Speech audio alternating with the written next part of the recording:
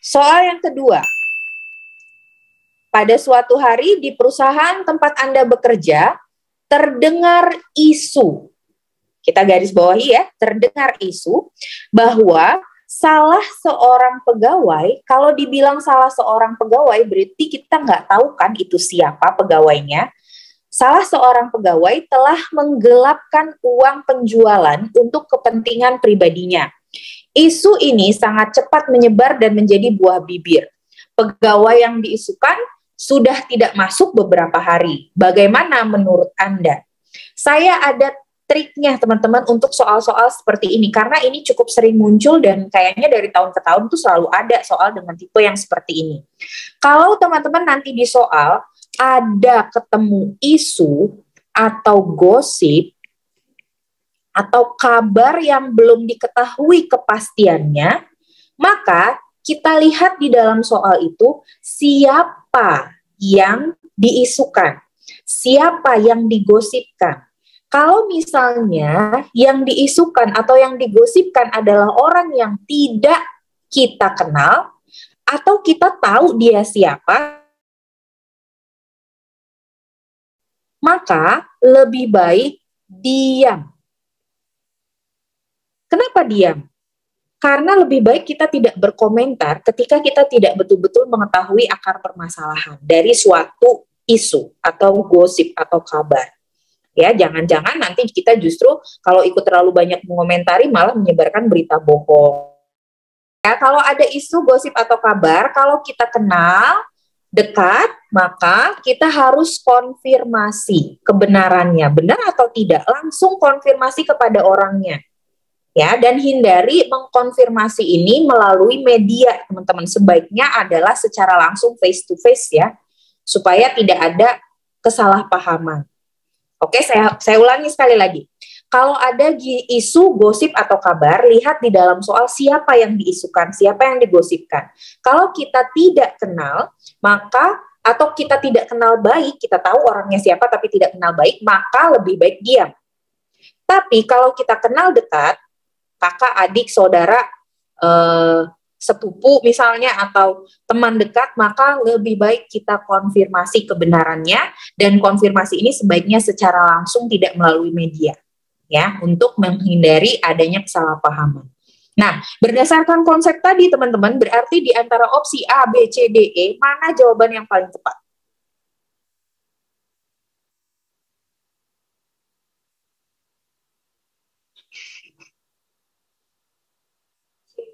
Yes, betul yang C. Kenapa yang C? Karena dikatakan di sini bahwa kabar tersebut belum pasti. Namanya juga masih isu dan kita nggak kenal banget sama dia. Jadi lebih baik tidak perlu berkomentar, lebih baik diam, ya.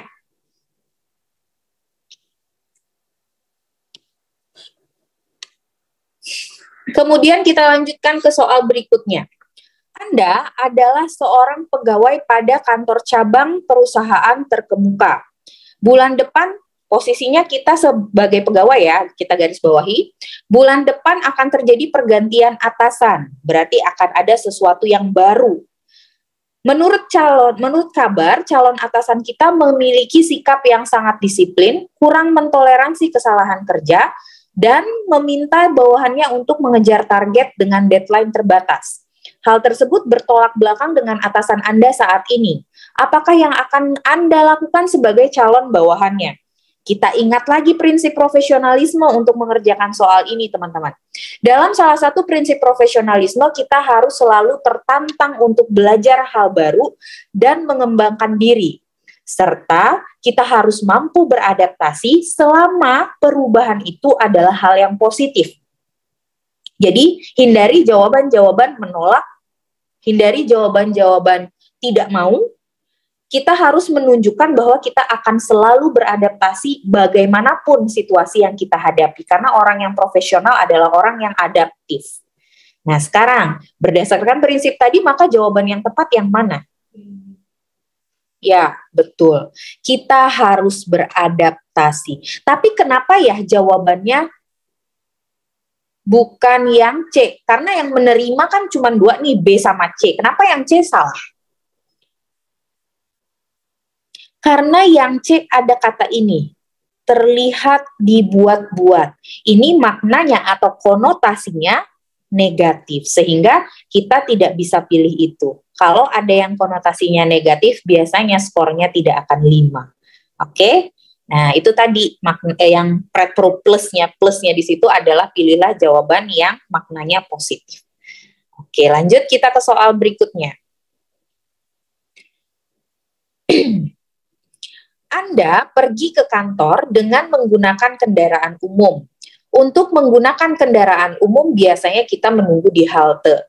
Waktu tempuh dari halte ke kantor kurang lebih sekitar 30 menit. Kita garis bawahi. Tetapi ternyata pada hari itu, teman-teman, terjadi aksi mogok kendaraan umum. Jadi, jarak dari halte ke kantor kita 30 menit, dan ternyata hari itu ada mogok angkot, atau mogok bis misalnya, atau mogok Transjakarta. Nah, terus apa yang kita lakukan? Kita ingat lagi prinsipnya profesionalisme. Seseorang yang profesional akan menyelesaikan masalahnya secara kreatif dan inovatif. Dia akan selalu mencari jalan untuk mencapai apa yang dia tujukan, yang mencapai tujuannya gitu ya. Jadi, orang yang profesional akan menghindari hanya menunggu diam tanpa mencari solusi. Kalau ada jawaban-jawaban yang menunggu, itu biasanya nilainya akan kecil karena tidak menunjukkan bahwa kita memiliki perilaku yang kreatif dan inovatif. Nah, sekarang berdasarkan konsep itu, mana jawaban yang paling tepat? Yang C. Oke. Jadi di antara opsi yang ada, teman-teman, yang pasti jawabannya adalah tetap masuk kerja. Yang B udah bisa kita langsung eliminasi gitu ya. Sekarang semuanya ada A, C, D, E, semuanya tetap masuk kerja. Tetapi yang A berusaha menghentikan kendaraan yang lewat, tapi kita nggak ada usahanya untuk coba jalan dulu gitu kan ya. Lebih efektif, hemat waktu kalau kita coba jalan sambil nyari tumpangan gitu kan. Jadi ini kita eliminasi. Yang D tetap masuk kerja dan menunggu, tidak menunjukkan kreativitas. Tetap masuk kerja dan berjalan secepat mungkin. Kenapa yang E salah? Padahal ini kelihatannya bagus loh. Kenapa yang E salah? Karena sebenarnya kalau dalam soal TKP saya tidak memprioritaskan jawaban teman-teman itu harus benar. Yang penting adalah proses belajarnya teman-teman. Karena di TKP pola soalnya banyak, yang penting teman-teman tahu konsepnya. Nah itu kenapa saya akan banyak bertanya, kenapa jawabannya salah? Jadi teman-teman ada wawasan gitu, oh ternyata yang kayak gini tuh nilainya nggak gede gitu ya. Yang E. Yes, betul sekali. Karena di sini dikatakan dia waktunya 30 menit untuk berjalan. Jauh loh itu berarti. Terus dibilang berjalan secepat mungkin, tidak rasional dan juga tidak realistis. Pencitraan yang terlalu berlebihan. Jadi jangan pilih itu. Maka jawaban yang skornya 5 itu adalah C.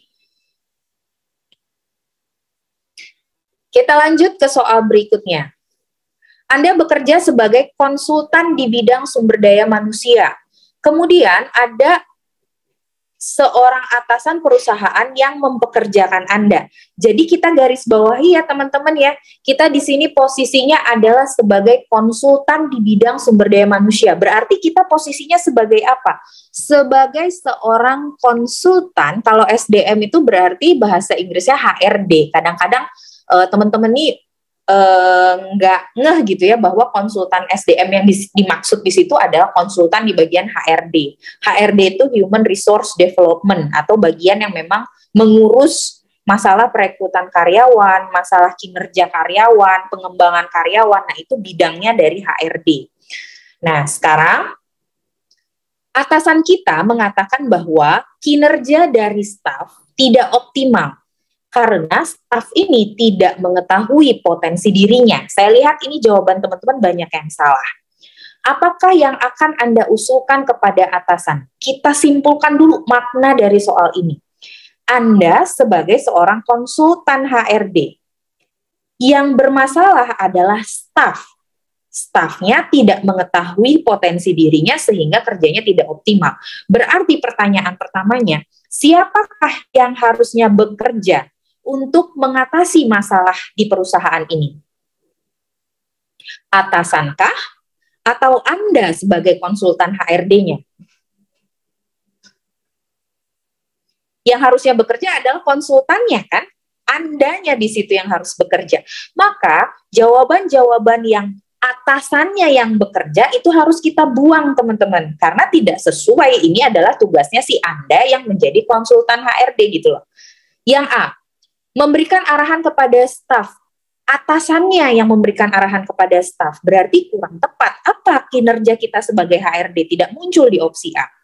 B, mengusulkan kepada atasan agar memberikan kesempatan untuk melakukan berbagai kegiatan agar dapat menilai kinerjanya. Padahal sudah dinilai bahwa kerjanya tidak optimal. Jadi yang B tidak solutif, ya. Tidak memberikan solusi. Yang C, mengusulkan agar para staf merenungkan. Ini malah stafnya disuruh ngurusin masalahnya sendiri. Coba kamu merenung sendirilah apa masalahnya. Tidak efektif ya, tidak efektif, tidak solutif juga, dan tidak menunjukkan bahwa Anda bekerja. Yang D, mengusulkan kepada atasan untuk memberikan daftar kelemahan dan kelebihan kepada staf yang sudah Anda susun. Berarti si Andanya di sini bekerja. Maka yang D inilah yang skornya tinggi teman-teman, karena si Anda ini bekerja sebagai konsultan HRD-nya. Yang E, memecat. Nah, ini satu yang harus saya ingatkan. Opsi memecat, opsi menghentikan karyawan, itu biasanya tidak akan skornya tinggi. Kenapa? Karena memecat itu akan merugikan perusahaan atau merugikan instansi. Kenapa kok instansinya rugi kalau memecat? Pertama, kalau memecat harus pakai pesangon. Terus yang kedua, kalau memecat artinya kita harus cari orang baru.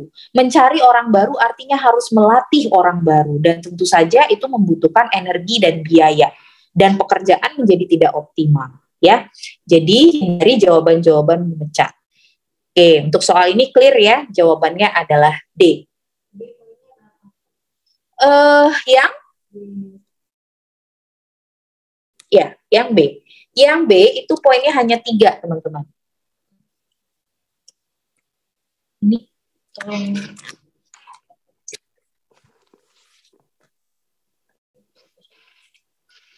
Oke, kita lanjut ke soal berikutnya ya. Teman dekat Anda akan merayakan ulang tahun anaknya dan Anda diundang pada acara tersebut. Tetapi di sisi lain anak Anda sedang sakit keras di rumah. Ada 2 kondisi teman-teman. Ada anak yang ulang tahun, anak teman yang ulang tahun. Ya, jadi bukan anak sendiri nih, anak teman yang ulang tahun, dan juga ada anak yang sedang sakit keras. Kita lingkari di sini sakitnya sudah diketahui bahwa sakitnya keras.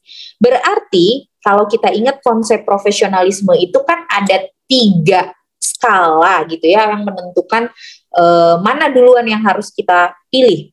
Ada yang prioritas, important, dan bisa ditunda. Itu ada di video. Prioritas itu kalau ada sesuatu yang sifatnya emergency dan tidak bisa digantikan oleh orang lain, kita harus hadir di acara itu. Contoh, ada kematian, ada orang yang sakit keras, keluarga inti kita, kematian keluarga inti kita, istri yang akan melahirkan, dan lain-lain. Berarti kita utamakan keluarga, boleh untuk menunda pekerjaan dengan catatan harus lapor dulu kepada atasan.